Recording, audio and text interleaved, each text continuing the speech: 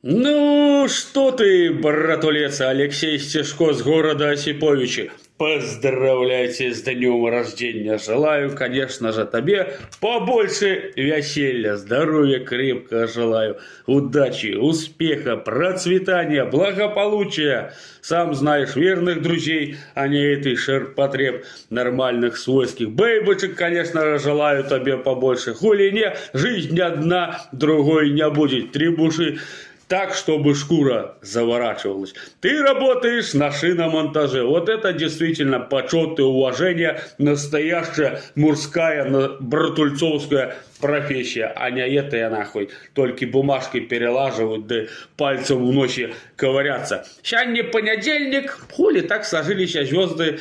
А день рождения-то никто не отменял. Ты еще любишь рыбалку очень сильно. Все, дождались весна, сейчас пойдут такие нормальные рыбины, что ну и нахуй. Ты маленьких не бери этих нахуй, килограммов откидывай это. Хай дальше растут, разводятся. Больших таких бери, килограмм по 5, по 10, не меньше нахуй. Натягай, чтоб в этом сезоне трофеев таких нахуярил, чтоб все завидовали. Понедельник понедельником, а поляну никто надо по-любому накрывать. По-другому никак. День рождения бывает столько раз в год отметить так, чтоб запомнилось до следующего день рождения.